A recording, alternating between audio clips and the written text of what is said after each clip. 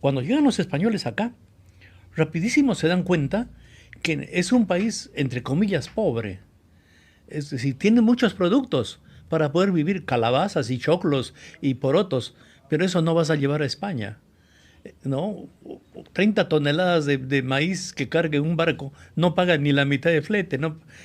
A unos cuantos kilómetros ya arruinó su valor. Lo único que se podía exportar era plata, minerales de plata. Entonces, minerales de plata y primer descubrimiento. Segundo, los únicos que podían trabajar las minas de plata, que están a 4.000 y 5.000 metros de altura, eran los indios. Trajeron españoles a las minas, se murieron. Trajeron negros, se murieron. Entonces el asunto era trabajar con indios, son los únicos que pueden trabajar. Toledo organiza las mitas, las reducciones indígenas, los junta de varias naciones, vayan ahí, forman un pueblo allá. Listo. Pero siempre bajo la jurisdicción española, ¿no? Siempre bajo la jurisdicción española, ¿no? Claro. Que si es que esto se desborda, de pronto tienes ahí una iglesia, Exacto. Tienes un corregidor que va a velar por las buenas costumbres, ¿no? Exactamente. Entonces, eso es una sociedad organizada como colonia. Por eso es un poco risible que hoy día los intelectuales españoles digan que nunca fuimos colonizados, que lo que fuimos fue no sé qué nombre han inventado.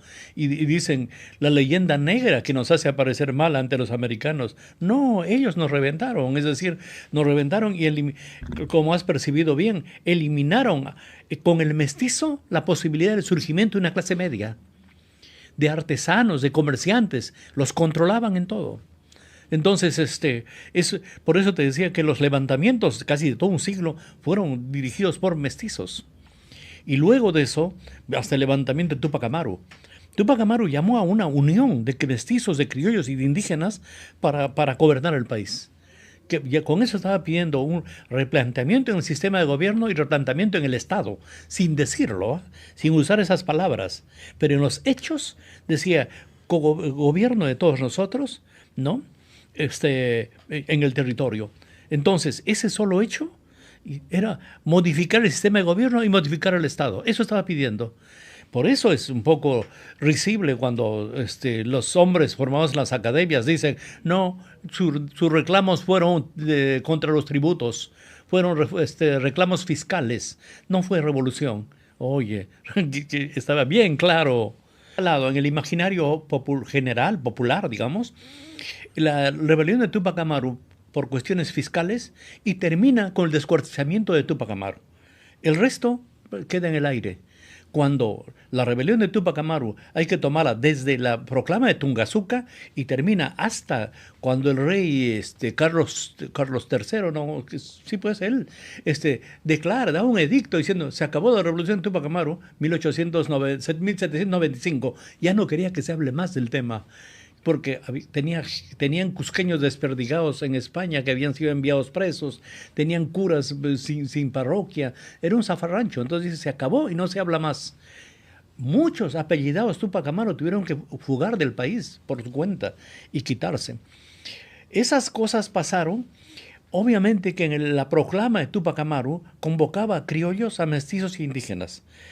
En un primer momento, suena bonita la proclama, pero en la realidad cada uno va a tirar según sus intereses, lo cual es normal, eso no es ninguna locura. Como tú decías, las élites de mineros, dueños de minas, dueños de obrajes, dueños de haciendas, iban a cuidar sus haciendas. Los mestizos iban a buscar que se eliminen las trabas aduaneras y que se eliminen una serie de cargas que les habían dado. Los indígenas querían no a la mitad y no al servicio gratuito. Túpac Amaru no pudo controlar eso. Pero luego de que cayó él, pasó algo curioso. El altiplano y toda la serranía que sufría la carga de la colonia también se levantó, sin discurso y sin mayor dirección.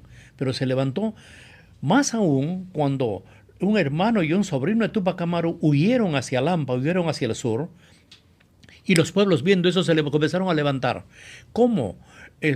Persiguiendo a los corregidores. Los corregidores huyeron todos, esa zona se quedó sin corregidores. Entonces, Arreche determinó que el mariscal del Valle se fuera con 16.000 hombres a pacificar el altiplano. Se fue Y en menos de 2 meses, de los 16,000, volvieron 800, sin zapatos y llenos de piojos. ¿Qué pasó con los 15,000 y picos? Fueron destruidos. Él dijo, se han perdido, se han fugado, pero fueron destruidos. Los indios primero se enfrentaron a ellos en Sailla, al sur del Cusco, en una batalla. Se fueron en pelotón sobre los españoles. No tenían técnicas depuradas de combate. Entonces los hicieron leña.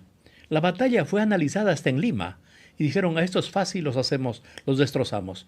Porque van en conjunto. Matamos a los primeros y los de atrás cuando quieren entrar en batalla ya no pueden porque está lleno de cadáveres el suelo. Eso es fácil. Pero los indios también hicieron su aprendizaje en la guerra. No ofrecer batalla en grupo. 1. 2. No ofrecer batalla en llanos porque los caballos con los lanceros los destrozaban, sino en laderas donde no podían subir los caballos. Y luego distribuirse y utilizar a las galgas y las piedras. Comenzaron a usar esas técnicas. Y con esas técnicas, en todo el altiplano... Básicamente lo que hoy conoceríamos como guerra de guerrillas, casi. Claro, absolutamente. Eso era.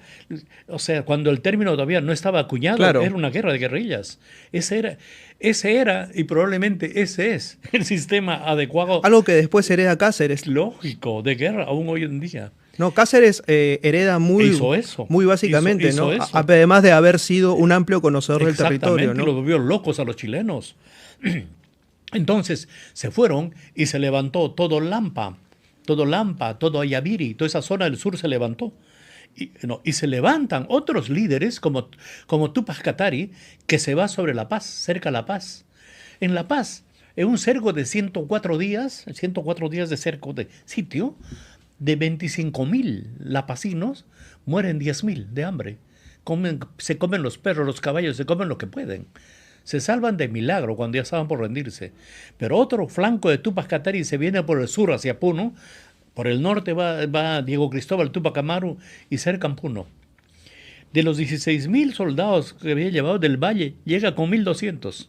Obvia también es de ellos.